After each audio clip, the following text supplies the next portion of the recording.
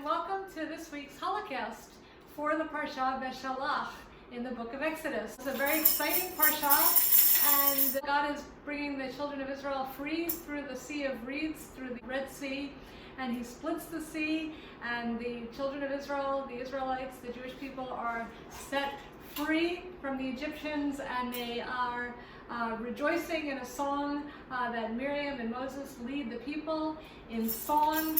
God has been waiting for this moment when His people will be set free so that they could worship Him, and this moment has come, and they worship Him. They sing a joyful song led by Moses, and then Miriam leads the women with timbrels and dancing. So this is very exciting that she had her timbrels. They had their timbrels already. They knew that they were in for a victory.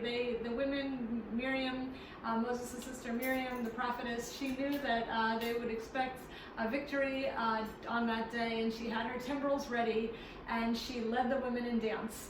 So it's so much going on in this parsha that's so exciting. And another thing, as a person who loves to make challah, and as our Challah-casts are about challah and about Shabbat, this parsha contains something very exciting, which is the manna that falls, that God sends down for the provision for the children of Israel. The first falling of the manna, we see the introduction of manna. So manna in Hebrew is manhu, and it means what's that? Because when the children of Israel the Israelites saw this, they were hungry. They were expecting probably maybe something like what they had in Egypt, but they saw this white, described as like a coriander-like, almost flaky, very delicate, almost dew-like flakes falling from the sky in the morning. They saw it spread out over the ground, and they asked, manhu, what is it? What is it? And that's where the name manna comes from. And manna was the first bread, the first food that God provided, the food that God provided for the people of Israel, the children of Israel, after they were set free.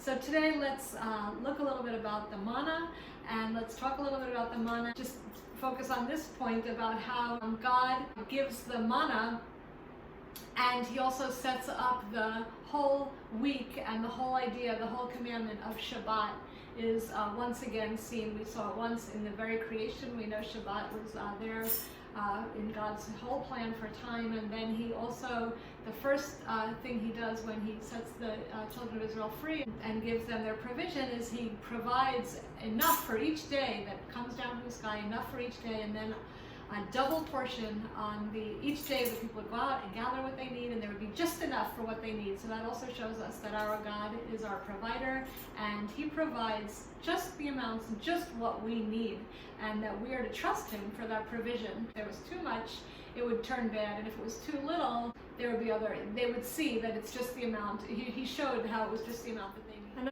So on Shabbat, on the sixth day, it would come down every day, and they would gather it, and on the sixth day, there would come down a double portion.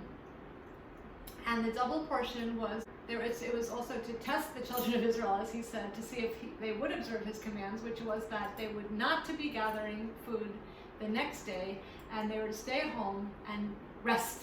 Just stay at home and be inactive, to be restful on that seventh day and not gather. And he was establishing His Shabbat with them.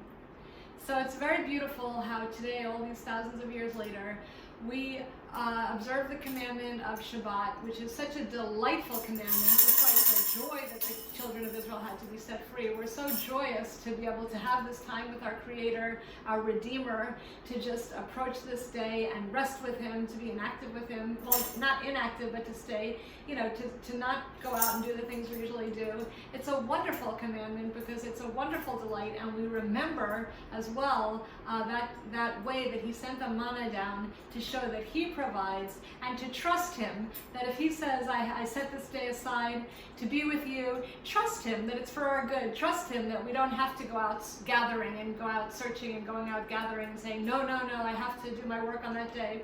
Trust Him that He said, no, that day is for you to rest with me. And then the beautiful symbolism of the challah on Shabbat is that we have talked a little bit about how we've made the two loaves representing, sometimes we talked about how the 12 strands can represent the 12 tribes. But today we'll look at how the two loaves themselves are also seen to represent the double portion that fell, that God provided on the Shabbat. So it's very traditional to make 2 loaves of challah on the Shabbat, and to have 2 loaves on your Shabbat table. And the whole Shabbat table, we'll talk about that also, is in probably another Challah-cast, because I got a little late today, and I'm just going to come back and show you the 2 loaves, and also how the 2 loaves, how we put the 2 loaves together.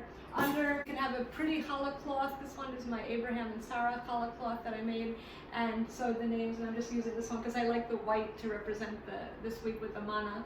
So we have the challah cloth, and then you have some kind of board. I use this one only for challah, but there are also some more, special challah boards you can get, or you could use a regular board, but just devote it to your challah, devote it to your Shabbat, devote it for your special Shabbat time. And you can use this, and we put the 2 challahs there, and this represents the ground, and then the challah represents the manna that's covered with a layer of dew. So that's also a nice way, a beautiful way of remembering God sending down the manna to the children in the wilderness. So we sit at the low table because we're in Japan here, so if you're just wondering why I'm sort of going back up to this chair, but basically in our home here we have a low table. That's just, that's our home because we live in Japan, and we have a low table to the ground and we sit on the floor. But the basic, I wanted to show you about the challah cloth and how that would work, and just the beautiful remembering that we have each week. It connects us. It's like some people say, oh, the Torah, all those things happened so long ago, but you don't feel that when you celebrate the Shabbat every week, and you remember the creation, you remember the Exodus, and you remember the Lord of Shabbat, our Yeshua, who redeemed us and set us free, who redeems us and sets us free. It all just comes together so beautifully. And of course, Yeshua himself is the bread of life. And as he says, amen, amen, I tell you, the true bread from heaven, the true bread will come from heaven, and I am the bread of life, and whoever eats of my flesh will never hunger, and whoever drinks of my water will never thirst. And so knowing the way that Yeshua came as the bread of heaven and connecting with the manna, we don't forget the manna, that the physical manna there that fell from heaven, because we remember all of it is our God who's giving us victory, who gives us victory in Yeshua, and in the redemption that he gives us through Yeshua as he sets us free, and the freedom gives us the freedom to observe his commands. What a wonderful freedom that we can celebrate his Shabbat. We've been set free. What did he say in the very beginning? Set my people free, let my people go so that they can worship me. So to be able to worship him in the way that he commands to be worshipped is a wonderful freedom, a wonderful blessing. And I just want to wish you all, ask you guys all, there's one Torah teacher who always says this at the end of his podcast, and I like it a lot.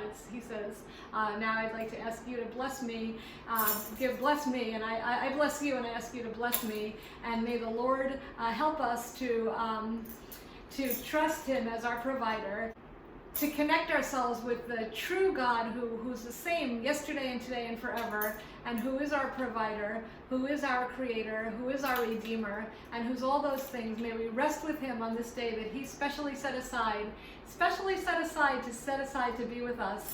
And may we sing a song to him. May we sing a song to him on this Shabbat, which is also the Shabbat Shirah, which is the Sabbath of song, because on this Sabbath we read this portion in the Exodus, and we read the Song of Deborah as well in the portion of Judges, if you look below at the readings for this week. So the Lord is our strength and our song, and he also has become our salvation. And that is the word to go into this Shabbat, to rest with our strength, to realize our strength, realize our song, sing our song, and may we sing it from our hearts as we set up our table tonight, as we put the 2 loaves down and cover them with the cloth, remembering the manna.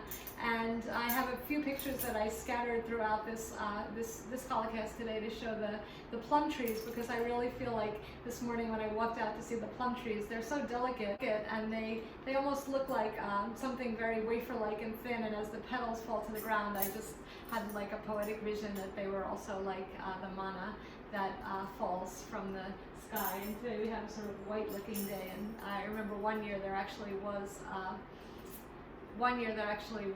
a manna there was snow that fell on this day, and it really reminded me of that manna that fell and formed a dew on the ground. So when you're in this week of Parsha Beshalach, look around outside. Remember that layer of dew, that beautiful layer of dew that God brought down, and how He continues to provide for us to this day. God bless you, and Shabbat Shalom.